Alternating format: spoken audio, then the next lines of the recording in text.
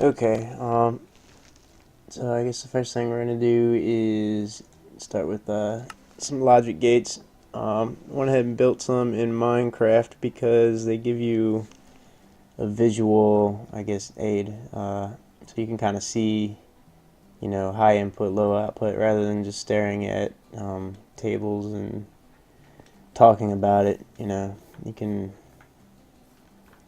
actually see what's going on. So back there I've got a piston, and if it moves up, that's to represent a high output. If it's down, that's a low output. The levers up here are going to be your inputs. So you've got, and it's unfortunate that it's this way, that the levers aren't flipped over.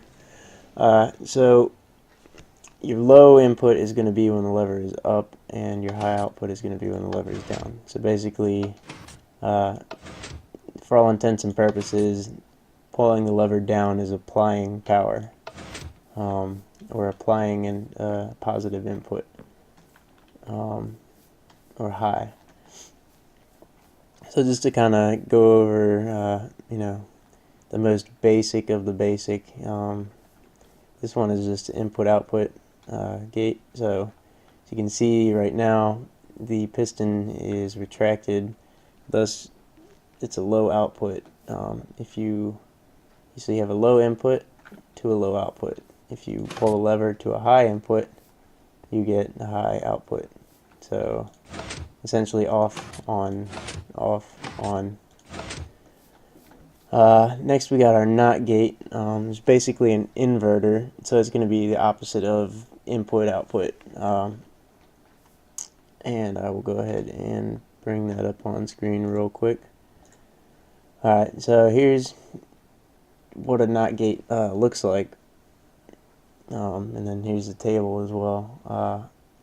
But really, like, all you're going to need to know or study up on is what's in red right here. Just, you don't really need to know what the inputs or the outputs are or what they will give you, but you need to know what it would look like when it's schematically drawn out. So a NOT is just, one input line going in, a triangle with a circle, and then your output line. So here it says A is not A. So it's a NOT gate. If your input is low, your output is high. If your input is high, your output is low. And just to show that real quick, so remember, when the lever is in the up position, it's actually a low output. So now it's in a high. So turning it to the on position, your output is off. So off, well, on, sorry. Off, on, off. Next we've got the AND gate, which is your output is only going to be high when your two inputs are high. So if you have both off, then your output is going to be off or no. If you have one off and one on, your output is going to also be no or off. Why it's called an AND gate is if your inputs are both high. So if you have one and one, your output is going to be high. If yes and yes, then yes, basically. So to represent that, both are off right now. Turn them to the on position, 1 and 2, they both go. But if you have, input 1 is off and input 2 is on, then you're off. If input 1 is on and input 2 is off, you're off. If they're both off, you're off. If they're both on, so 1 and 2 are on, piston actuates, high output. So next we have the OR gate. So the OR is going to be if you have one or more inputs that are high, your output is going to be high. So instead of AND like the last one where you need this and that, this one is this or that. So if input A is high, your output is high. Input B is high, output is high. If A and B are high, your output is high. So the only time that it's not going to give you a high output is when they're both off. Just to show that real quick. So right now they're both in the off position, piston is not actuated. You turn on B, piston goes up. You turn on A and B, piston stays up, you still got a high output. If you turn off B and leave A on, you still have a high output. So the only time that this is going to not have a high output is if both your inputs are low.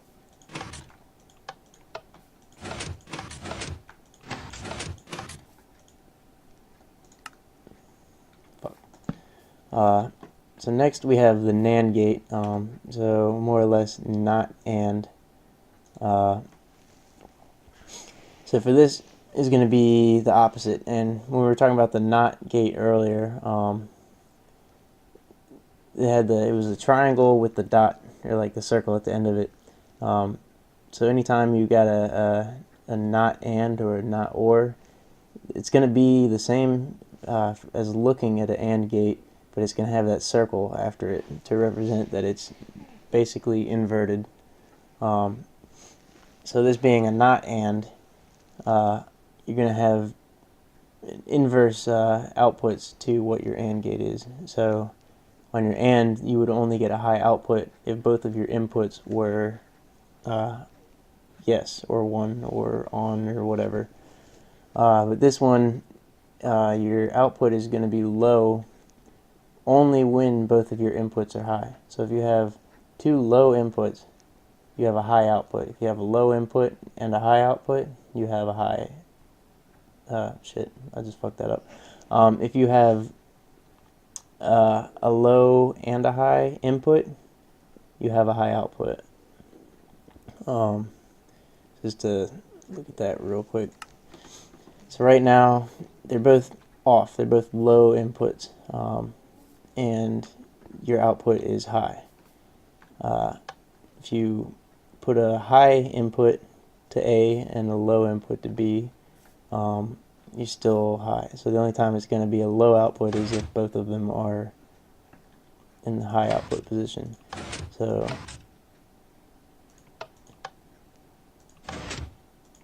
yeah, that's that gate. So the XOR, this is going to be exclusive OR. So for this one,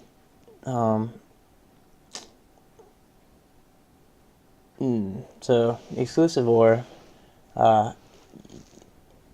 you have one or the other input is going to be high, then your output is going to be high, but only if one is. So it's exclusive. That's why it's exclusive OR. So if you have a high input and a low output, or low input, so if A is high and B is low, then one of them is on, so your output is going to be high. But unlike the regular OR gate, if you have both of them as a high input, or both your inputs are high, it's going to be a low output because it's exclusive. So it's one or the other, but not both. And just to show what that looks like. So right now they're both in the off position, and piston is not actuated, so low output. So one or the other, just one right now. You've got a low input, or sorry, a high input and a low input. You've got a high output. If they're both on, no. So one or the other is a high input, then high output, but not both. So both on, low output. Both off, low output. One high, one low, high output. Go ahead and switch the other one, also high output. Then you have the exclusive NOR gate. Pull that up. So this one's basically the opposite. Again, if you look at the schematical image of the gate, So it's the OR gate, but it's opposite. You see the little circle after the, I guess, output area of the gate. So if you have two low inputs, your output is high. If you have two high inputs, your output is high. But if you have one or the other, your output's going to be low. So it being an exclusive NOR, so exclusively not OR. So let's go ahead and look at that real quick. Whoop, just fucked up. Alright, so it's the same thing as your exclusive OR gate, but inverse. So right now, both your inputs are low, you've got a high output. If you do one or the other, so if one is high, it's going to be a low output. So A is high or B is low, and then your output's low. If you do, A is low and B is high, output is still low. So one or the other are high, then no. But if both are high or low, then your output is going to be high. I think I missed one. Yeah. So over here we have the NOR gate,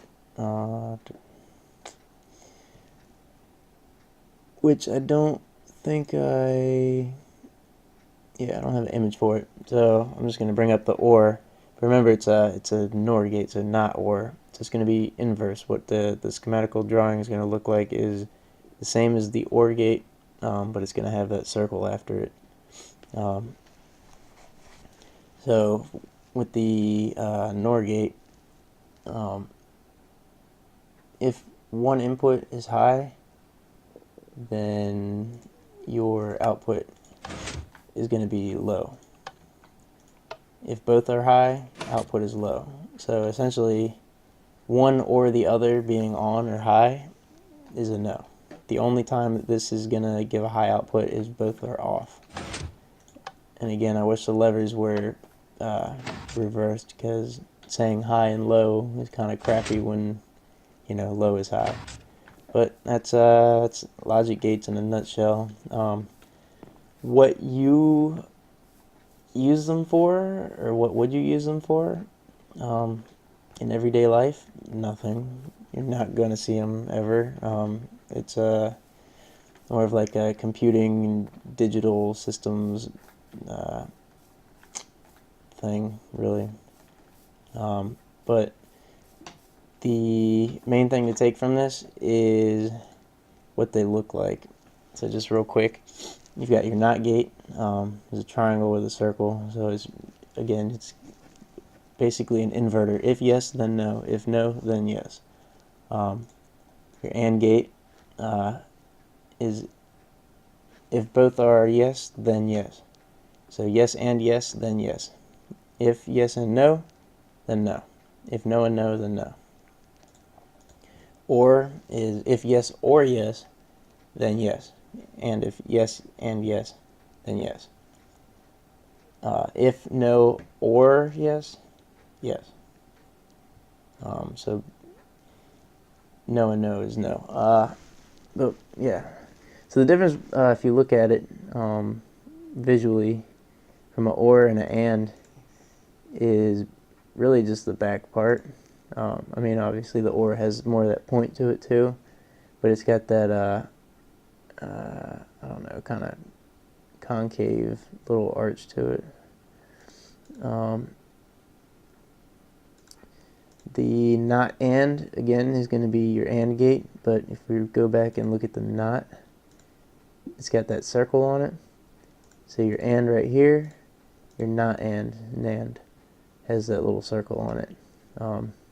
Again, it's going to be the opposite of your AND. So if no and no, then yes. If no and yes, then yes. If yes and no, then no. But if yes and yes is no.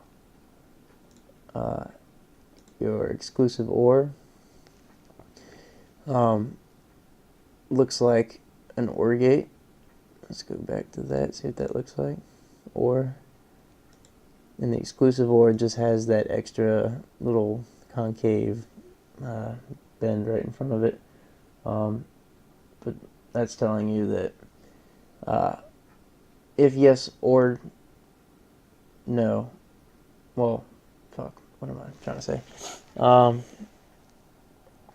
If one or the other, one or the other is yes, then yes. But both no, no. If both yes, no. It's exclusive, remember? Yeah, only if one is high, the output's going to be high. And then your exclusive not or is the opposite of that. So both off, yes. Both on, yes. One off, one on, no.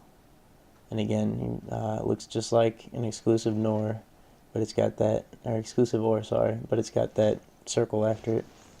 That's more or less it. I'm going to try to map out some other stuff later. Yeah, that's about it. Deuce.